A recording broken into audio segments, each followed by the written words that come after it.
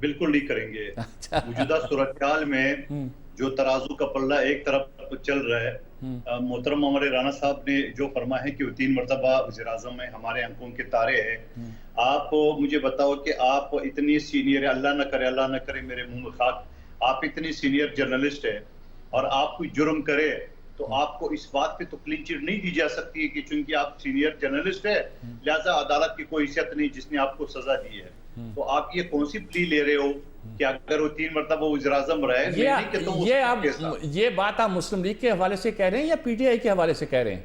नहीं, मुस्लिम लीग के हवाले से। अच्छा। पीटीआई वाले तो अभी मुतज़िल में हैं। अच्छा। मुस्लिम लीग की बात कर रहा है। दूसरी अच्छा। बात ये कि वफाकी काबीना में मुस्लिम लीग नून के लोग, चाहे नवाज शरीफ साहब के फवाद हसन, फवाद प्रिंसिपल सेक्रेटरी, शहबाज शरीफ साहब की तौकीर शाह जो कि काकड़ साहब के भी वही था, अभी उनको और ग्रेड बढ़ा दिए। इस तरह 7 वजीर और है।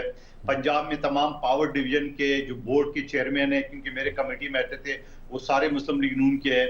और फिर इलेक्शन कमीशन ने एक निराला इकदाम उठाया। अभी इलेक्शन शेड्यूल अनाउंस हुआ ही नहीं है, पिछले 1-2 महीने से तरक्याती काम पे पाबंदी लगाई दी।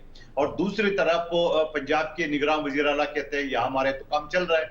अच्छा, फिर उसने पाबंदी लगा ली है कि कोई ट्रांसफर पोस्टिंग नहीं, जो कि मेरे हिसाब से आईनी तौर पे, कानूनी तौर पे गलत है, क्योंकि जब तक इलेक्शन शेड्यूल अनाउंस नहीं होता है, ना आप ट्रांसफर पोस्टिंग पे पाबंदी लगा सकते हो, ना आप तरक्याती काम पे।